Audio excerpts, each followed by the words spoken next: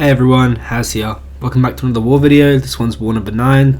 This war we're facing Salty, and I'm on part 3 in section 1. So, we've got this Venom up here first. I'm going to be using Vox for this fight. This one is really interesting. It's kind of scary, but also kind of not. Like, if you don't make any serious mistakes, it's a really clean fight every time you do it.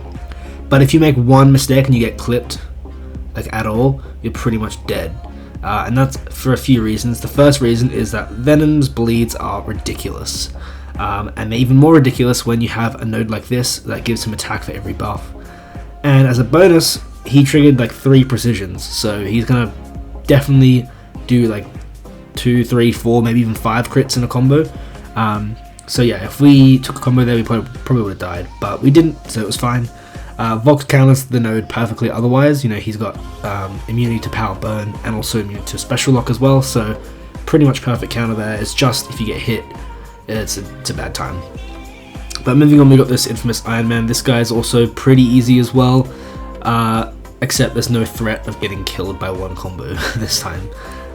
You know, Vox isn't immune to shock, but he is immune to power burn, so you know, again, we can ignore the node, but if you do get shocked, then I guess we might take a little bit of damage. But aside from that, because he's a tactic attacker, we kind of want to try and get clarity up relatively quickly, and that's something that Vox is really good at, because every time you gain a buff outside of Dex, you gain a Scythe passive, which can help you get clarity. And Vox gains so many corrupted buffs throughout his combo, even if you just Dex a few times and then convert those dexterities to corrupted precisions, you still get clarity for that. So you can see we've got like 4 or 5 clarity passives, and he's just so good for this tactic, you know, because you get the combo hits, you get the buffs. It's just crazy with Vox. You get so many Scythe passives and so many clarity passives. So really nice fight that was. We got part 9 in section 2. These fights I was not worried about, like, at all. They're both pretty simple, straightforward fights. I'm going to be using Chee'Ilth for both of them. I brought the Hulk synergy, not really for these fights, for a later fight that I've got, but it was nice to have the Hulk synergy, especially for this Werewolf fight here, just so I can cleanse some of the ruptures at the start and kind of find my feet in the fight first. But it's also good for Jess, just because of the tactic with one eye open as well. So this Werewolf fight here, my main plan was just to bait either special. I'm comfortable dexing either special, it's fine. It's mainly just heavy countering wherever you can to build damage, and then going for special 2s for the tranquilize. Here you can see he's not tactic, so don't have to worry about clarity or anything, we can just combo. Going for a couple of heavies here, want to get some damage in quite quickly. Yeah, this Werewolf is awakened, and you know, I think he's rank 3, if I'm not mistaken, Salty, so probably is rank 3, right? Yeah, so just trying to get him down as quickly as possible really before we can make a mistake. So you can see here we're going to heavy counter most of these special ones, which is really nice because it pauses our bleeds and allows us to get a bit more damage out of Chee'Ilth, so that's perfect. You can see he's got 15 bleeds, he's below half health, and he's melting at this point. Yeah, we're doing really well managing the spacing, and we're just going to go for a special 2. I was going to heavy counter that, but I think maybe it was an input drop, or I just was a bit late or something, so I decided not to go for it, I don't know. But we finished off with a special 2 and he goes down, so that was a really easy fight. I was happy with how that went, you know, finished at near full health, so yeah, that went well. Yeah, like I said with this Jess fight, I've done this I think 3 or 4 times this season now, and it's gone pretty well every time. But I've noticed myself, like watching these clips back, is every time I do this fight I get a little more confident, so I kind of go a little bit more on the aggressive side every time I do it, especially when I have clarity up. And I don't necessarily think this is a bad thing, it just means I can finish the fight a bit quicker to minimize any mistakes. But you know, I think at the level I am now with this fight, I think this is a good level of like aggression. Just sticking with combos and baiting special 2s I think is the strategy I'm going to stick with. So you can get clarity up pretty quick, and then you can maintain it pretty quickly as well just by staying aggressive.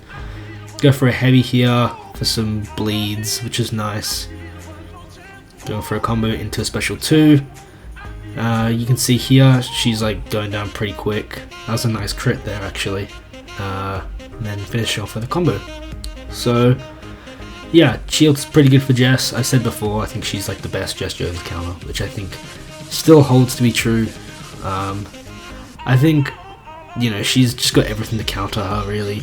I've got, you know, a bunch of skill champs that are great for Jess, and Chee'Ilth consistently is the one that I want to use, so yeah, that's my opinion.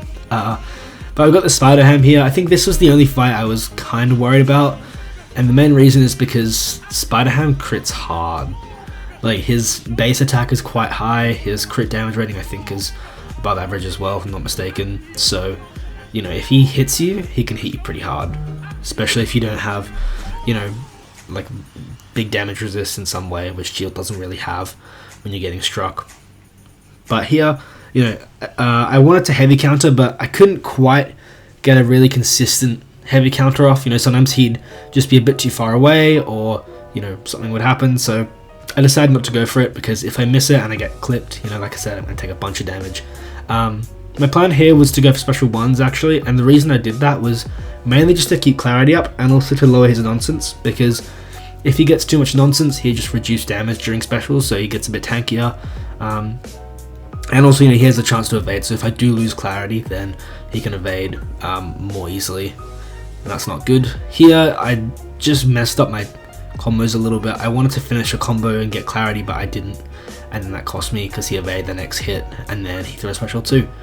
It's fine though, we lost a bit of health, but it's, you know, nothing too crazy. We got a bit unlucky with hazard shift there, so we're taking some block damage and some hazard shift damage, but now off with a special 2, and we have the fight under control now, so it's fine. As soon as you get that tranquilize up, and you can kind of retain spacing and make sure you're heavy countering every now and then, yeah, it's fine. So he goes down.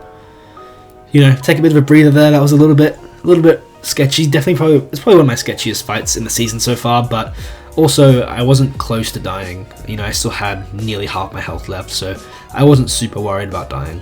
You know, it was more just like, if I took another couple of combos, I would have died. So, you know, just keeping composure throughout the fight is really important, and try not to rush it, you know, as well. I tried to keep my tempo and stay calm. Up here we got this arcade mini boss. This is my first time fighting arcade, so I wasn't really sure how it was going to go, but I practiced heavy counters, I practiced dexing special 2s, so I got pretty good at it. I was initially assigned Vox, but I wanted to go for Chee'Ilth. I chatted with my officer and he said, you know, whichever one is fine, like they're both going to be fine, so I thought Chee'Ilth was the better call here. The main reason I thought she'd be a better call was because the bleeds are much more consistent than Vox's degens. You know, Vox's degens only come about on specials, whereas Chee'Ilth can always get her bleeds up, which is nice. The other thing is, I think I just prefer like the playstyle that Chee'Ilth has for this fight versus Vox. Like the fact that you can just go for heavies constantly, like baiting is heavy and heavy countering, and you get really good damage with Chee'Ilth, is better than Vox's playstyle of just getting your damage through degens mainly. I think that kind of rings true here in the fight. You can see that kind of proves that. You just keep heavy countering his heavy, and you get really good damage. My plan for this fight as well was to actually push him to special 3 with Chee'Ilth. That's the other reason, is because you have the cleanse, so you just remove whichever debuff he applies. So then it doesn't really matter if you push him to special 3, as long as you have an invuln. But he throws special 2 into my block, which is still fine. I just block it. I know the dex pretty comfortably, but it's war, so I don't want to risk it. You know, even with an invuln, I still didn't want to risk it, so we just block it. And I knew the fight was almost over anyway, so don't mind taking block damage. And that's it. So yeah, that's my war. I was pretty happy with it. Thanks so much for watching. Have a great day.